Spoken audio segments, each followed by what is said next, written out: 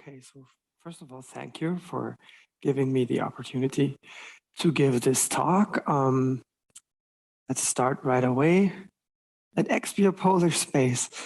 So yeah, it gives me a unreasonable amount of satisfaction to start a talk like that. So it's a descriptive set theory talk. And I'm going to tell you first what a maximal discrete set is, but you probably already know, but anyway, so just to be sure. So you fix a hypergraph on X. That's just some collection of finite non-empty subsets of X.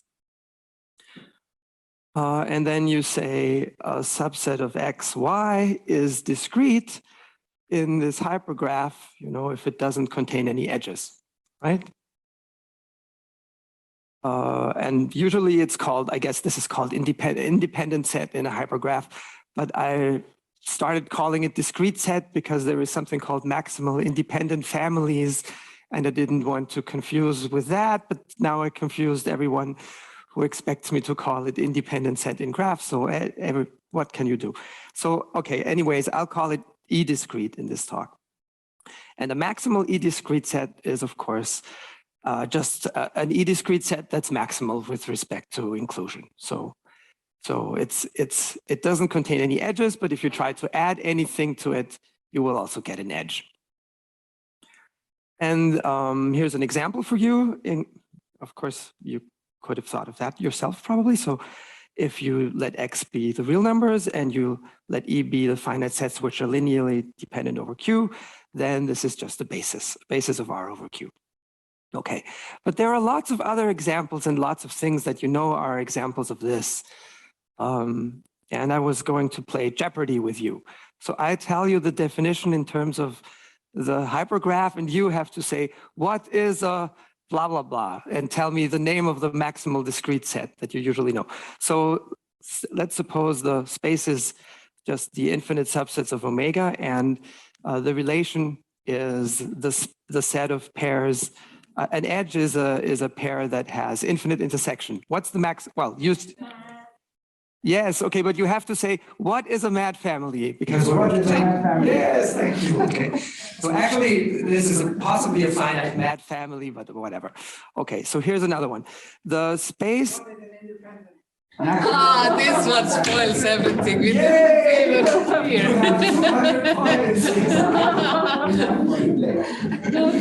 So fast, amazing. Okay, yeah, so that's absolutely right.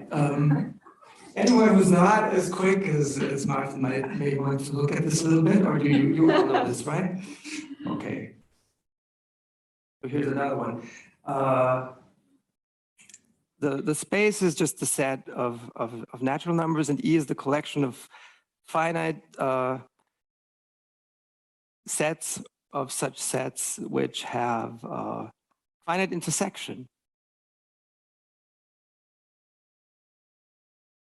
Tower without an order. Something like this. Okay, if no one gets in Jeopardy, you go or something like that. So that's a non-principal Opperfelder.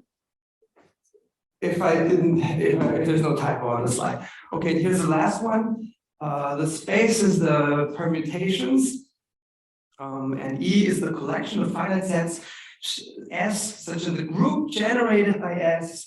There is no permutation which is non-trivial but has infinitely many fixed points. Maximal cofinitary group. Yay! Very good. 500 points. This is because it's very unfair, I know, but this is my favorite. Okay, so these are the examples. And you might say, okay, what the hell do these things have to do with each other? We know all them. Why do you call them maximal discrete sets? Well, sometimes you can prove a theorem about maximal discrete sets without saying which one. And that's something that I like. And here's a theorem that I proved a long time ago. So suppose P is an omega-2 length iteration or product of Sachs forcing, then in the extension of L, every sigma 1, 1 graph, so that's just a binary hypergraph, admits a delta 1, 2 maximal discrete set. And I think that's very nice. And in L, this is kind of obvious because maximal discrete sets are constructed using the axiom of choice, and you have a sigma 1, 2 well order in L. But this isn't L. This is, you know, a model where CH fails, and that you're not using any parameters either here. So it's kind of surprising that you can do this.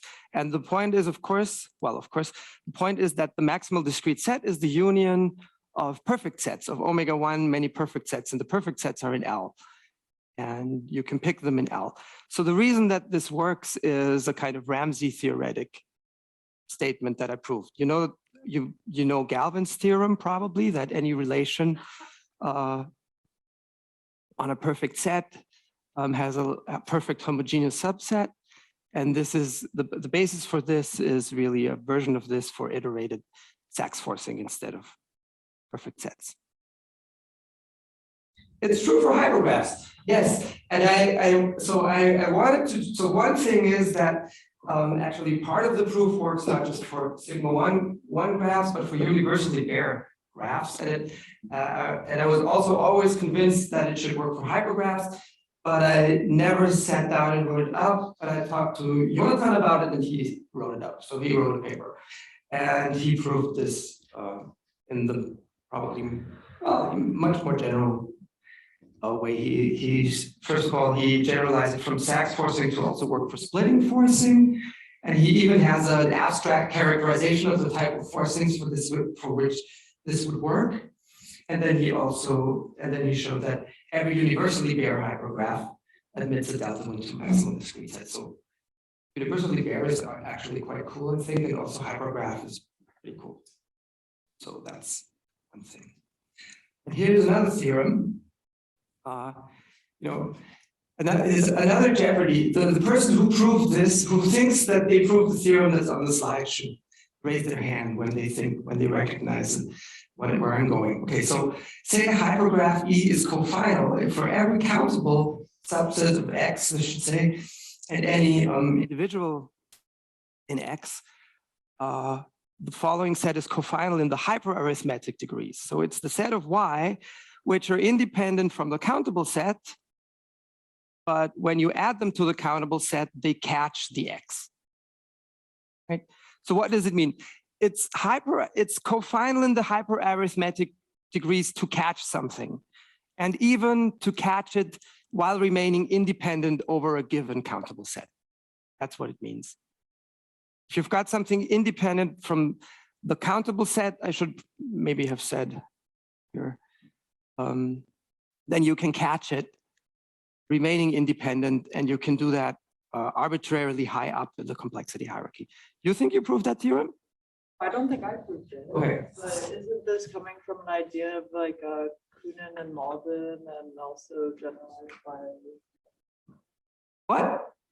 Isn't this an idea of it's similar to Arne Miller's coding? Yeah, exactly. And it was generalized by Zoltan. Right. You remember proving this, Zoltan? I guess now I understand the definition. Okay, all right. So, yeah. So Miller showed for a lot of maximal discrete sets that you have a pi11 such set in L. And Zoltan isolated something abstract that you can say about the hypergraph. And if it satisfies this, then there will be a pi11 maximal discrete set in L. And the idea is somehow that you can code the witness to being the sigma 1, 2 to a sigma 1, 2 formula into the guy that catches it, that catches the next element of the maximal discrete set. And here's a conjecture for me. So suppose that BPFA holds in omega 2 is not remarkable in L. So forcing axiom plus anti-large cardinals, then every universally bare cofinal hypergraph admits a pi12 maximal discrete set. I'm actually pretty sure that this is true, but I didn't want to call it a theorem just now because I haven't written it down.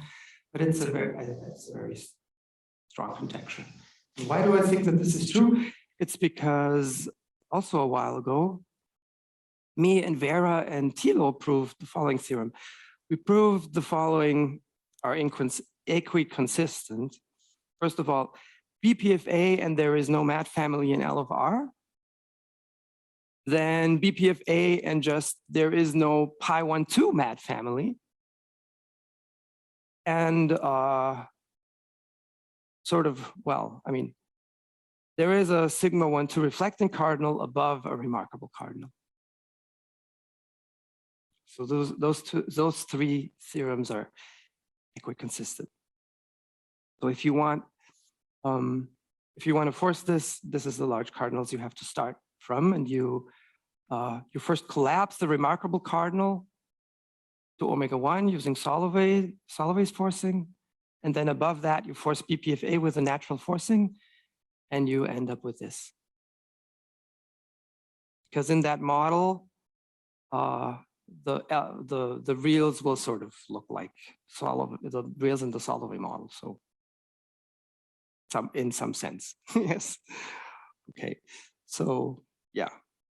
And so actually the hard part of showing this is that if you suppose that BPFA holds and omega-2 is not remarkable in L, then you can construct the pi12 mat family. This is how it goes. And it goes, the thing is somehow that in this situation, there is a sigma 1,3 well ordering of the reals that was shown by Boban and Caicedo, I think, or maybe Psi, I don't know. And then, you do some sort of Miller-like trick and you get a pi12 mat family. Yeah, and the thing is that, I think this should, using Zoltan's trick, this should give you maximal discrete sets for all kinds of other relations. Okay, so something completely different. Horowitz and Schillach showed also something very general. There is a Borel graph such that the following are equiconsistent.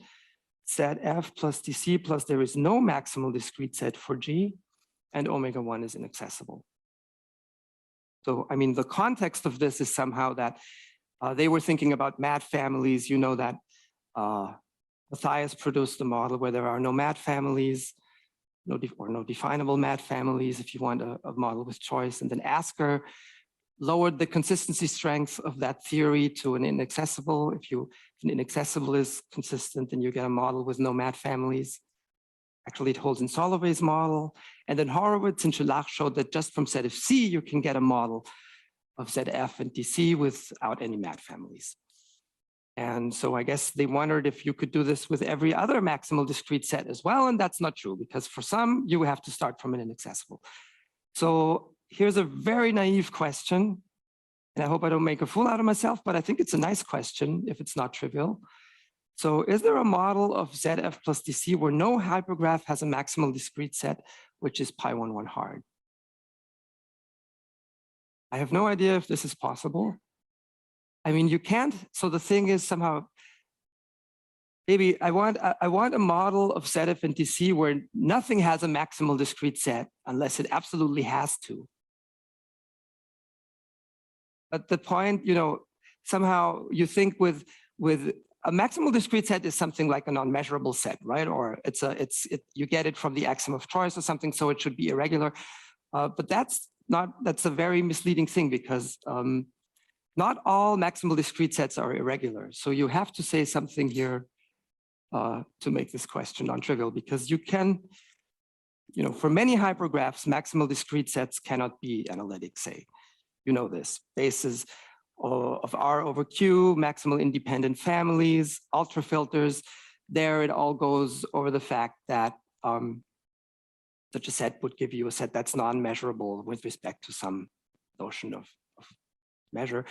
With mat families, it's not quite as nice, but still they can't be sigma 1,1. We know that. And it should be related somehow to the Ramsey property, but it wasn't clear for a long time exactly how. But so this might make you think that maximal discrete sets are never regular, but sometimes they're very regular. So in 2016, as some of you probably know, Horowitz and Schillach showed that just in set F, there is a Borel maximal eventually different family. And just a little later, so that was the first thing was in May and the second was in October, they showed that there is a Borel maximal cofinitary group just in ZF. And that was really surprising to everyone, I think. Hands up if you weren't surprised by this. Asper wasn't surprised, okay. I also wasn't that surprised because I thought I was thinking about the problem at the same time, and it was very sad that they proved it before I did. But well,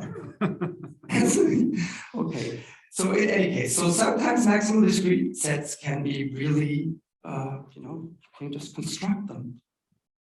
Can we just go back? So all of these have pi11 examples, the ones on top? Yeah. Yes. In L. Yes. Or pi12 examples in BFA. Okay. So but you can still, so first one thing, you can still ask really interesting questions about Borel, about maximal cofinitary group. I mean, we know there is a Borel one, but the Borel one has to have size continuum. So you could still ask, for example, under non-CH, what are the possible sizes of maximal cofinitary groups? People have done that. And you can also ask, how definable can such groups of size less the continuum be? And we know some things. So around the same time when Horowitz and Schellach produced the Borel one, we showed that there is a model with a pi11 maximal cofinitary group, but where the continuum is large. And the pi11 group has size L1. So it's one that you construct in L and you blow up the continuum and it's preserved. So an indestructible maximal cofinitary group. And we also showed that there is a model with a pi12 maximal cofinitary group. And actually, in this model, the size of this group is the least size of a maximal cofinitary group. So there isn't one of size omega1. And this size is between omega1 and the continuum. And if you want that kind of situation, you can't do better than pi12, because a pi11 such thing would be too small, I guess. Is that it? Yeah, right. Yes, exactly. Yeah. Yes. Omega1 anywhere else. Yes. Right. Okay. So I've already talked about sizes now. So here's just another question, a really well-known question. So of course, you can look at the least size of a maximal cofinitary group. You can look at the least size of a maximal eventually different family. And then you can ask if it's possible to force any of the following. Is AG less than A? Is AE less than A? Or are AE and AG different? I don't think anyone knows. Does anyone know?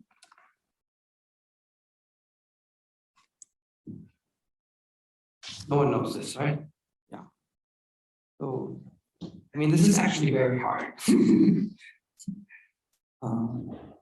Which is kind of strange because these are well understood objects, right? Okay, so now I'm going to talk about maximal cofinitary groups in a little more detail.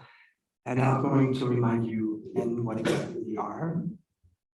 So a permutation is called cofinitary if it's not the identity, but has only finitely many fixed points. So the identity, of course, is always allowed in any group, so we have to exclude it. But other than that, we only want permutations with finitely many fixed points. So a group is called cofinitary if all of its permutations are cofinitary. Yeah, well, the way I defined it, I think it's allowed, right? The identity is, for me, the identity is cofinitary because I excluded it here. But okay. Sorry about that. Okay, maybe that's confusing.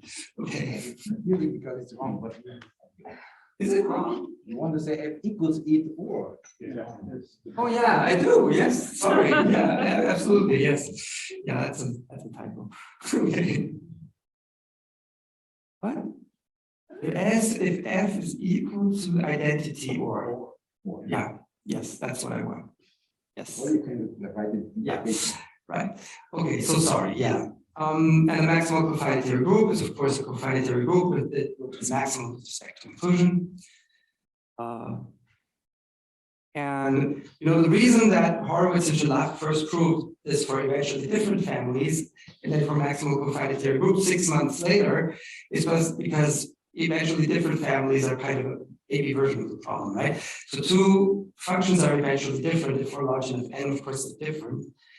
And an eventually different family is one where any two functions are eventually different. So in a maximal cofinitary group, in particular, any two permutations will be eventually different. It's a group. If there were two that weren't eventually different, one would be, well, you would have one times the inverse of the other would have infinity many fixed points. And a maximal eventually different family, you already know what it is now. So first they showed that there is a Borel maximal eventually different family, and that's because, it gets the whole group theory out of the picture. And the group theory combinatorics is kind of a horrible mess. But this proof, should be much simpler. But actually, the way they wrote it up, it's also a horrible mess. Sorry to say. But I showed not very much later that there is actually a closed maximal eventually different family, and I think the proof is very nice. So you can write it, if I may say so myself.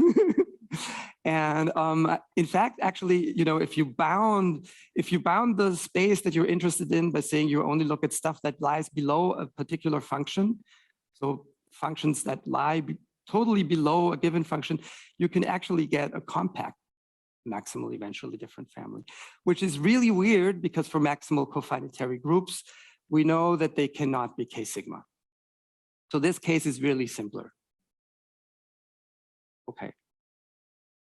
And then I also showed that there is a sigma 0,2 maximal cofinitary group, and Severin here deserves some credit because he read this proof and found a mistake and we fixed it. So, but it was not a horrible mistake. It was just oversight. So here we go. And this is written up and you can look at it in the archive. So if you were curious what the hell Horowitz and Schellach were doing, now you can go look it up. And one thing that is interesting here, I think, is that this group is isomorphic to the free group with lots of generators.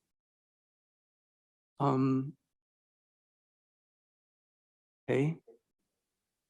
Pardon? And how complicated is that? Yeah, that's a really good question. So something like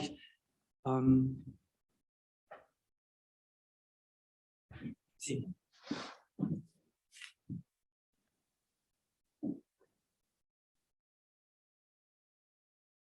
Oh, yeah. Finite level Borel, very simple isomorphism. It's something, so I don't know, pi 0,2 measurable or something like that. Yeah, I don't know any better than that, but I should actually. So I don't know. So first the question is there a closed maximal cofinitary group? And this is one of the reasons that I haven't written this up, because I thought, if you write this up, maybe you should also show that it's an optimal result, and we can't yet.